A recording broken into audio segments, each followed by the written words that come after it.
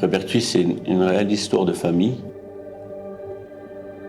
puisque c'est mes parents qui ont créé, mes 3 sœurs et moi-même qui avons pris la suite. Le personnel est aussi souvent la 2e, voire la 3e génération. On se qualifie un parc familial pour la famille, géré par une famille. D'ailleurs, on est le plus vieux parc en France à être créé et détenu par une famille en parc d'attractions.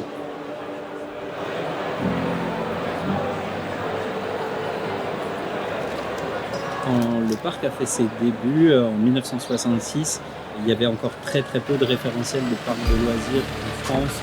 Et en Europe, il y a vraiment quelques très anciens parcs. Même aux États-Unis, c'était vraiment le début des Disneyland, etc.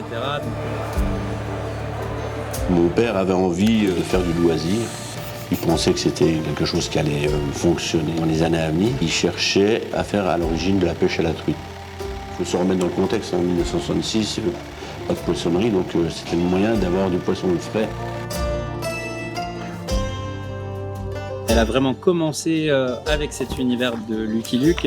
L'histoire, elle raconte aussi que dans les environs proches, on a beaucoup de roches rouges qui font vraiment penser à des canyons. Ça a permis vraiment de donner un petit peu l'impulsion du thème. Ensuite, beaucoup de maisons en bois, ce qui est un matériau qui, dans les Vosges, je trouve quand même facilement et facile pour créer, réparer, etc. Il a commencé par faire un fort Apache avec un salon, une prison. Voilà, où les enfants jouaient. On a eu des poneys et on a eu un premier petit train qu'il a fabriqué lui-même avec un moteur de 2 chevaux. On a gardé cette thématique western, même si on a un peu dérivé, parce que moi aussi j'étais assez passionné par Lucky Luke. De fait, on a gardé cette thématique, mais en plus on est venu greffer le Mexique et la crique des pirates.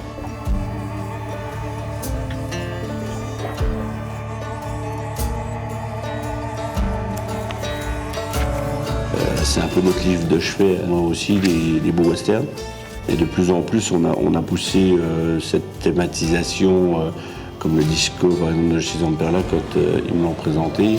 C'était je crois, le 3e ou 4e qu'ils avaient fait. Et j'ai dit, moi, ok, mais il faut me faire des chevaux, il ne faut pas me faire des trucs qu'ils présentaient à l'époque. Donc voilà, à chaque fois qu'on essaye au moins de trouver une thématisation qui va bien, soit ça existe chez le constructeur, ou soit comme les dressings, où là c'est réellement le fruit des échanges qu'on a pu avoir ensemble avec Fredo, l'homme de l'ombre, et avec qui on discute les projets. Et donc là où lui a fait des recherches et a trouvé quelque chose qui pouvait coller. Donc il y a vraiment cette idée de rester comme dans le cadre western. Bon, le Pirate Attack, on essaie de faire quelque chose d'un peu d'intemporel. C'est vrai que les films de pirates, les westerns, c'est le truc qui revient facilement, qui plaît aux enfants, qui permet en fait de ne pas trop se démoder. Donc voilà, on est arrivé à mettre 3-4 attractions, et puis il y avait le bateau pirate qui existait déjà depuis longtemps, où le coup n'était pas trop démodé, puisque aujourd'hui il est derrière la tête de mort, donc ça va très bien comme ça. Et on continue, effectivement, alors western, bois, timber rope, c'est quelque chose niveau G, mi-western, mais on est dans le western canadien, là. Surtout en ce moment avec la météo. L'année où on a fait payante l'entrée du parc, j'étais à l'entrée du parc, je m'en souviens. Donc j'étais plusieurs années à l'entrée du parc, et puis je sais pas, il arrive un moment, mes parents m'ont dit, écoute, va falloir que tu reprennes les boutiques, et j'ai repris les boutiques. Et depuis, je suis toujours restée à m'occuper des boutiques et aussi des jeux d'adresse qui sont dans le parc. L'hiver, déjà, je mets déjà pendant un mois à faire tous mes inventaires parce que j'ai une grande étendue de produits. Il y a 4 boutiques, il y a 4 réserves. On prépare pour faire les commandes qui sont plus longues, les choses qu'on est obligé de commander en Asie par exemple. Et puis dans l'hiver, je fais les salons aussi pour avoir des nouveaux produits. Je rencontre mes fournisseurs et puis je m'occupe de la décoration du parc, donc il y a un peu de choses à faire aussi. Moi, je suis toujours dans les boutiques, tout le temps. Donc j'ai l'avantage de voir ce que veulent les clients, ce qu'ils aiment pas et tout ça. Donc ça, c'est un avantage certain. Peut-être par rapport à d'autres acheteurs qui se trouvent moins dans leur boutique. J'y suis tout le temps. Donc j'entends tout ce qui se demande, je vois tout ce qui se vend bien, tout ce qui se vend moins bien. Et du coup, je fais en fonction de... Alors peut-être une année, je peux me planter sur un article. Et puis l'année d'après, je corrige par rapport à la couleur, au design. Mais bon, c'est vrai que c'est un métier. Je commence à moins me tromper que je me suis trompée. Ça va bientôt faire 15 ans que je suis ici. J'ai voulu travailler dans la mécanique. J'étais assez curieux de savoir comment fonctionnaient les attractions. Et du coup, j'ai fait un BTS en alternance à Frépertuis. Puis bah voilà, me voilà ici depuis environ 15 ans.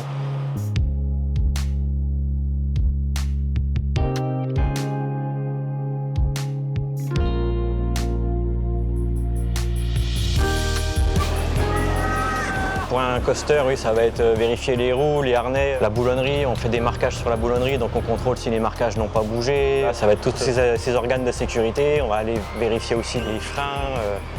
Voilà. Quand le parc est ouvert, forcément, le matin, ça va être que du contrôle sur les attractions. Donc on a des checklists que moi, j'ai élaborées sur un logiciel de GMAO. On remplit nos checklists.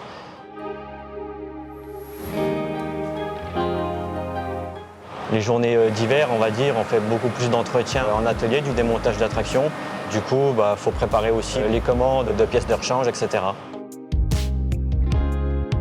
Au niveau des attractions de Frépertuis, je veux dire qu'il y a deux attractions qui sont un petit peu particulières pour moi. La première que je vais citer, c'est l'île aux pieuvres. C'est en fait une attraction vraiment sur laquelle j'ai participé au niveau de son design. Et du coup, c'est un petit peu un rêve d'enfant qui s'est réalisé là-dessus, puisque du coup, c'est vraiment d'après mes dessins qu'on a pu travailler ce décor qui est unique au monde. Donc ça, c'est vraiment une fierté et une chance. Et la deuxième attraction vraiment que je vais citer, parce que j'en ai d'autres que j'aime beaucoup ici évidemment, celle-ci elle a une histoire qui est complètement folle, c'est celle de Golden Driller, la grande tour de Frépertuis.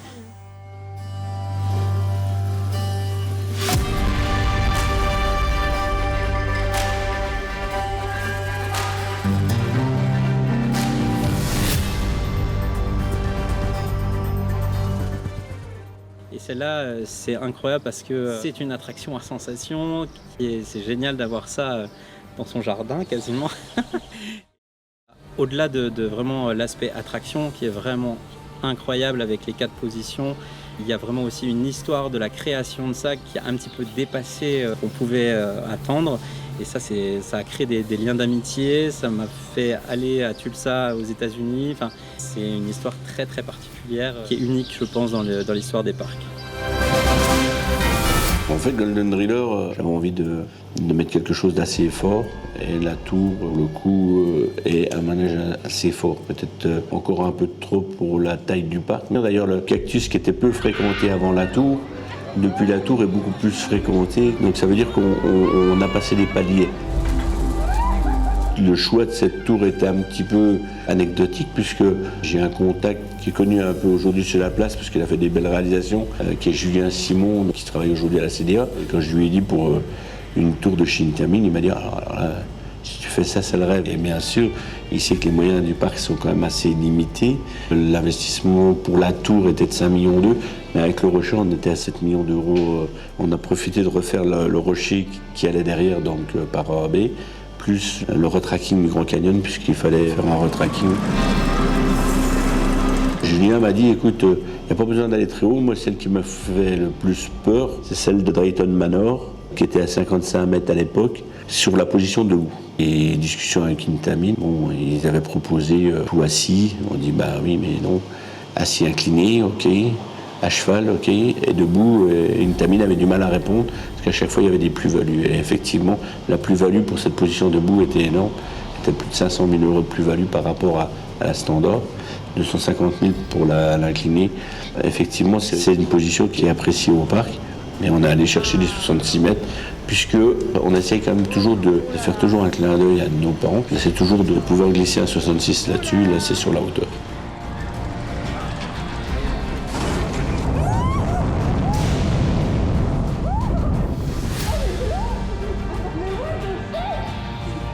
La position debout sur une tour de chute reste la plus haute à ce jour, puisque celle de Drayton était à 55 et encore aujourd'hui ils l'ont arrêté.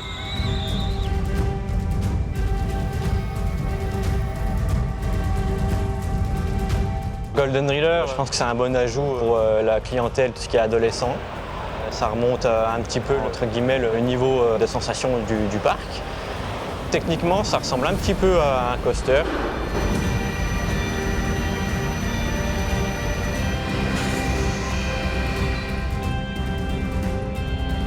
On a les mêmes points de contrôle, donc tout ce qui est harnais, etc.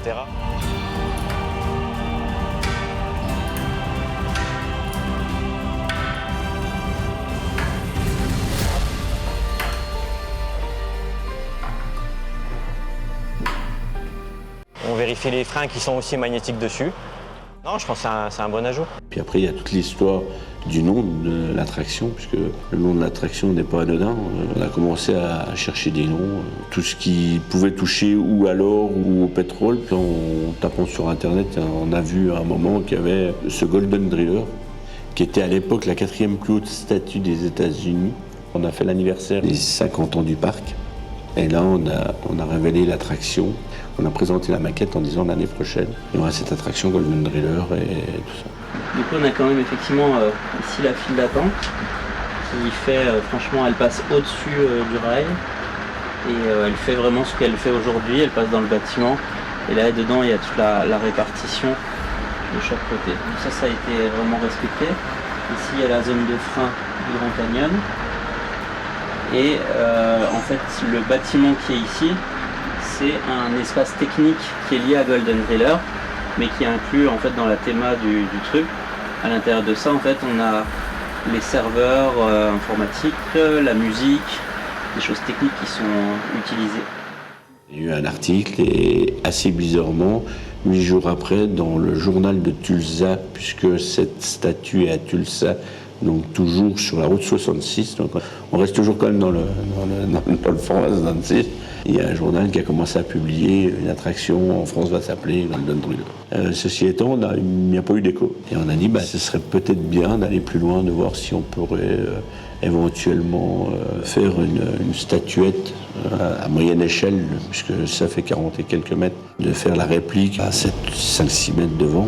Il est arrivé avec une maquette où là il y avait le Golden Driller. Et là c'était pour nous difficile de ne pas accepter. Alors entre-temps, on Fred Do qui avait pris des contacts avec Tulsa pour savoir justement si on pouvait utiliser le nom et il n'y avait pas eu de copie, que la statue leur appartenait, qui nous donnait le droit d'utiliser ce nom et tout ça. Et donc on a poussé plus loin donc, avec la demande de la statue. Et donc on avait invité une délégation qui est venue pour l'inauguration de Golden Driller.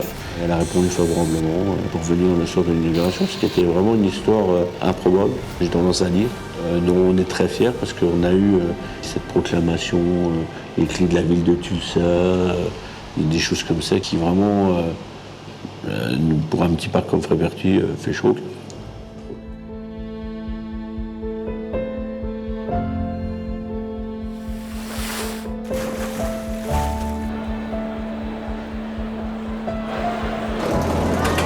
Pour les records, on ne fait pas la chasse aux records, mais c'est vrai que c'est autant un argument de vente pour le vendeur.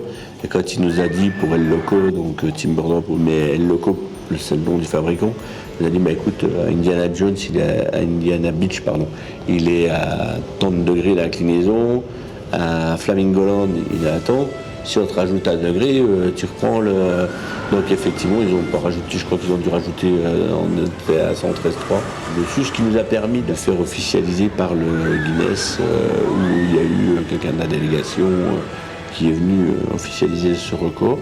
On l'a pas eu longtemps, parce que quelques jours après un parc au Japon, nous avons le record de beaucoup, mais on l'a eu, ce qui était assez drôle. Voilà, c'est des petits trucs qui fait qu'on est toujours content de sortir la petite différence. Après, ce qu'on veut, c'est que les visiteurs prennent du plaisir, record ou pas.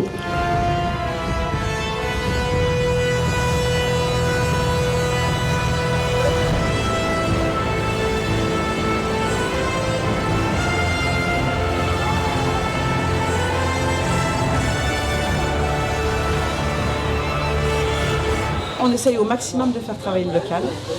On avait voulu faire une bière et puis une limonade fraîche. Je voulais prendre une entreprise du coin. Et on l'a fait brasser, donc elle vient de Remiremont. Ça marchait très bien. Donc du coup, l'année d'après, on a fait 2 diabolos. Un diabolo cactus, un diabolo grenadine. Et maintenant, on a 4 boissons fraîches, quoi, d'ailleurs, qui sont là. 4 boissons fraîches et c'est bien. On en est content, ça plaît beaucoup. Toujours, ça nous fait mal, enfin moi, ça me fait très mal quand c'est des attractions de nos parents qu'on est obligé d'enlever parce qu'elles sont trop vieilles. Ouais. Mais bon, c'est des beaux projets, c'est compréhensible, mais derrière c'est des beaux projets et puis ils sont fiers, je suis sûr qu'ils sont fiers. Ouais. Au niveau du développement du parc, il y a toujours une attention hyper particulière sur l'ajout de nouveautés régulières parce qu'on sait que c'est vraiment quelque chose qui est attendu par les gens. Le parc a un beau niveau en fait, de modernité, etc. Donc des fois ça passe par du remplacement d'attractions et puis quand on veut c'est de l'ajout d'attractions. On tient aussi beaucoup à alterner en fait entre attractions pour enfants, attractions à sensations, attractions aquatiques. Voilà, il y a tout un panel de choses et nous on aime bien qu'à Frépertuis ce soit l'ensemble de la famille qui vienne s'amuser. En tout cas, il y a des choses qui se préparent, il y a des choses qui se préparent pour 2025. Mais en tout cas, effectivement, le parc est déjà sur le dossier pour l'année prochaine et pour les années futures parce qu'effectivement, il y a des attractions qui se préparent à plus long terme. Il faut se rappeler qu'il y a 3 ans, on était en plein Covid, on a traversé 2 années de Covid compliquées. Derrière, on sort de nouveautés quasiment au budget final à 1,2 million. Donc, bien sûr, on pense à l'avenir. Je pense qu'après, pour refaire un palier, ça passera forcément par un nouveau Grand 8. Parce que le Grand 8, même le Grand Canyon, plaît toujours, alors qu'on n'est pas dans la Super Rolls, Team d'Europe plaît toujours. Donc voilà, trouver quelque chose, sans aller dans le truc à hyper sensation, parce que c'est pas ce que veut le parc, mais on sait que ce sera ça qui va booster. Simplement que c'est des gros investissements, il faut de la place. Si on dit on investit beaucoup au banquier, il faut lui dire combien qu'on va ramener en plus. Aujourd'hui, plus le temps, les délais que peuvent faire les fabricants, on sait très bien que sur un coaster, ça va demander encore un peu de temps, mais on continue à y réfléchir, on continue à regarder ce qui se fait dessus. Après, pour 2025, c'est sûr qu'on va... Alors, on va essayer d'apporter une nouveauté en flat ride, histoire de faire patienter, mais d'apporter aussi un plus. Tout avance en même temps, mais on n'a rien d'officiel. C'est vraiment une famille incroyable et qui est vraiment aussi passionnée par leur parc et par tout l'univers du loisir. On est vraiment dans un métier passion à 100% parce que moi je suis né vraiment entre Europa Park et Frépertuis à mi-chemin et j'ai eu la chance que mes parents m'emmènent depuis mon plus jeune âge dans les deux et ça m'a donné vraiment l'envie d'en découvrir d'autres et peu importe leur dimension, que ce soit des parcs internationaux, que ce soit des parcs régionaux, familiaux, etc. J'ai vraiment toujours un plaisir à découvrir ça et découvrir aussi un peu les gens qui sont derrière parce que c'est ce qui donne souvent l'âme du parc et souvent quand on visite un parc, ça se ressent. Oui, ben c'est le parc, c'est notre parc, c'est notre bébé, c'est que nos parents nous ont transmis, mais c'est notre enfant, quoi. Ouais. Ouais. C'est vrai, c'est vraiment de la passion. Ouais, franchement, je regrette pas mon choix d'avoir repris des études pour faire ça, quoi. J'aime bien ce que je fais, je pense qu'il le faut, comme ça au moins on est vraiment focus sur ce qu'on fait. Dans des parcs de petite taille, parce qu'il faut dire les choses comme elles sont, s'il n'y a pas la passion, il faut pas faire, quoi, parce que faut ni compter ses heures, ni son temps, ni son... Je veux dire par là que c'est effectivement la passion qui anime. Je le dis toujours, hein, si demain il n'y avait plus la passion, il faut vite arrêter, parce que je pense qu'on part vite dans un truc qui est plus entretenu, qui est plus... Donc l'idée c'est quand même toujours d'avoir cette passion, la soif de trouver un nouveau manège. Et pourtant je suis pas un fan de manège, hein. Je suis plutôt carrousel que taux de chute, si vous voulez, je vous dis toute la vérité. Quand je vois du mauvais temps et des gosses sous la pluie, je suis désolé, plus pour les clients que pour... Mais voilà, c'est effectivement un vrai métier de passion et il faut que ça le reste. Pour Frépertuis, notre plus gros souhait, c'est d'avoir une belle météo et c'est d'avoir une saison lissée. Pour nous, c'est mieux, que ce soit pour les prévisions, pour le flux des voitures, d'avoir 3 000 à 4 000 visiteurs tous les jours et que les gens n'ont pas à se poser la question, on ira tous jeudi parce qu'ils annoncent le beau. Donc même pour du court séjour, on a mis en place cette année le billet 2 jours parce qu'en fait, on a des cottages de très bonne qualité à moins de 2 km, ce qui permet voilà, de vraiment faire plaisir aux visiteurs. Mais si la météo s'occupe du soleil, nous on s'occupe du reste.